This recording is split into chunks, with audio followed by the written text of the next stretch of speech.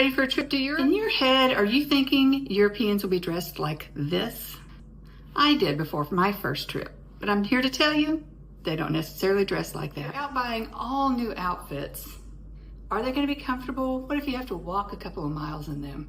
Wear clothes you've worn before, that are comfortable, and that you really like. If you want to blend in Europe, I suggest you don't wear glittery or real sparkly tops. They're not really into that. Unless you're going to some kind of special event and you've got a special outfit or special dress you want to wear, I would stay away from sequins and glitter. Keep your colors in check. When you go to Europe, they wear more muted colors, blacks, navy blues. Maybe when they're feeling a little wild, they'll wear some burgundy. So I would suggest you do the same. Wear some muted colors that will keep you from being spotted immediately as a tourist. On my first trip to Europe, I wore these really bright shirts with these matchy capri pants. I think there's probably some people in Paris that are still talking about me.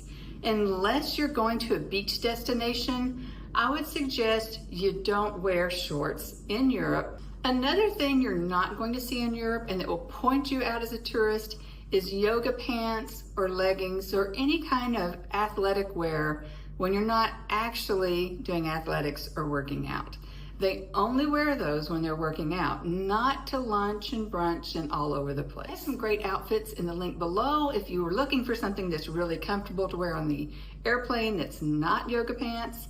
Or if you want to wear around your hotel room once you're at home, these would be some great options. What about white sneakers? When I first started going to Europe 15, 20 years ago, if you wore white sneakers, everyone knew you're an American. But now that's really changed. I see a lot of locals wearing white sneakers, which is great because we all know how comfortable those are. So let's talk a little bit more about footwear.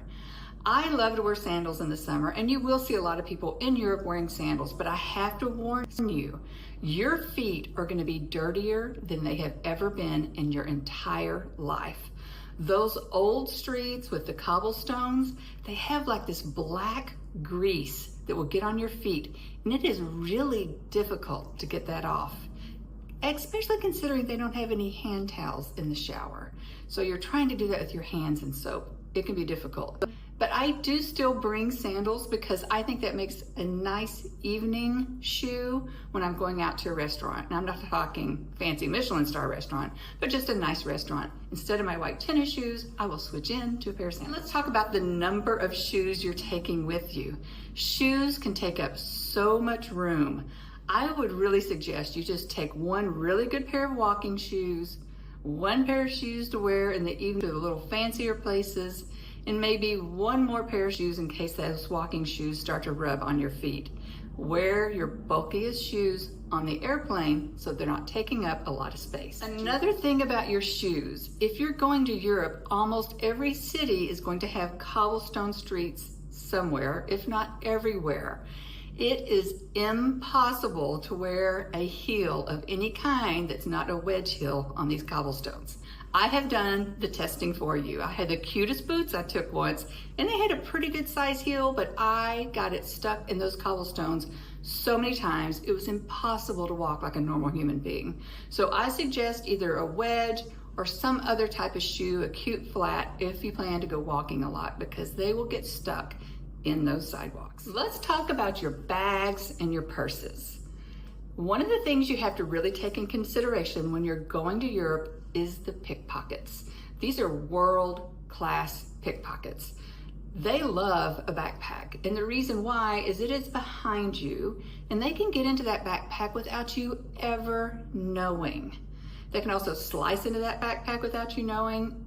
I've even seen on a train, a lady had a backpack on, she was a tourist, and she had her back against the train wall, and a pickpocket stood next to her, crossed his arms, and got his underneath arm into her backpack. I would not use a backpack every day as you wander around to see all of Europe. Another thing are the purses. So a lot of people say take a crossbody purse, and I agree with that, but one thing you should watch out for is if your purse .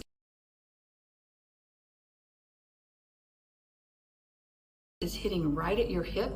Every time you take a step, that purse is bouncing on your hip, right? So you're probably not gonna notice it when somebody bumps into it to get their hand into it. Plus, that is the perfect height for a pickpocket to get their hand in without having to bend over or do anything to get your attention. So if you're wearing a crossbody purse, which I suggest are the best, make sure it's up closer to you. It's in front of you where you can see it. I've got some links below on some great suggestions, but just as long as it's in front of you and you can see it, because you know if somebody gets their hands this close to your boobs, you're gonna notice. Phones are the favorite thing for pickpockets to take. Check out this statistic from London. Is that crazy? So your phone is really going to be valuable to these pickpockets. Not only do they want to steal your phone and resell it, but they might also get in there and get into your banking apps. So how do you keep your phone safe? I've got a really cheap, simple way to do it. Put it on a lanyard. Check out this one that I used on my last trip. This was perfect. I tied it to my belt loop. And when I wasn't wearing pants that had a belt loop, I would tie it to something inside my purse, like a zipper or a strap. That way I could use my phone freely to take all the millions of pictures I needed to take and still not worry about somebody grabbing it out of my hand or taking it out of my purse when I wasn't aware they were doing it. Another thing that I would not wear in Europe if I did not want to be spotted as a tourist is a shirt with lettering on it. Something written in English or a shirt with an American flag.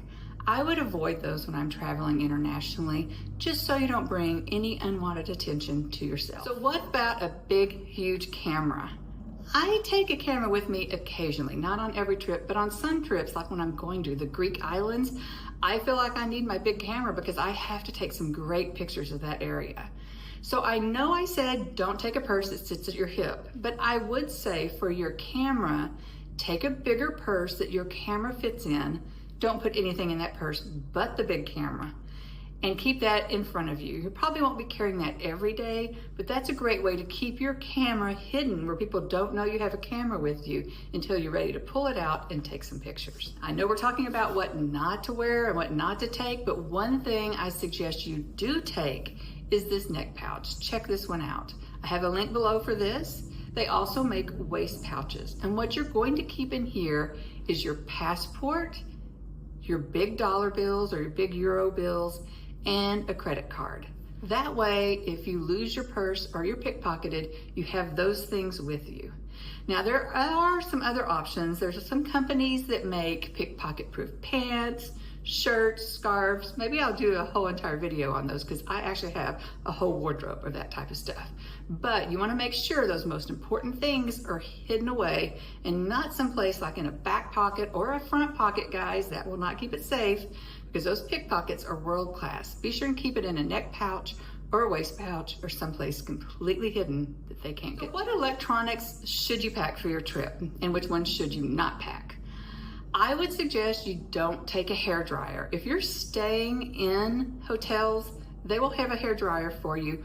Plus, any appliance that heats up will not know when to stop heating up if you bring your American hairdryer or curling iron or anything that heats up, unless you convert the currency and flip the switch. So I would say don't take the hairdryer because they will have that there for you. You may have to ask where it is. They may only have one or two at the front desk, but they will have a hairdryer. Now, I do like to straighten my hair and curl my hair, so I did buy actual straightener that has a plug for Europe. So I don't have to worry about the conversion or it heating up too much. And I have a link below to show you the one that I bought that I really like. It's a little smaller than the one I would actually use at home because I don't want to take up a lot of room, but it really does help me when I'm blow drying my hair with a blow dryer that may not be my blow dryer and may not do my hair the way I want it, or if I just want to wake up and put a few little curls or straighten something out. Check it out. That might be a good thing to take. Now, as far as currency conversion, you do need to take some converters. I would suggest you take more than one because think about it. You have your phone, you have maybe a camera, you have a lot of things that you'll want to plug in and charge. So definitely make sure you have a currency converter. I like these that have more than one currency on it. So if you're not exactly sure where you're going or if you're going to the UK and to Europe, you'll have the right converters for both places. Next thing I would say, don't take with you, and some of you may not like this, but I would not take a book with me.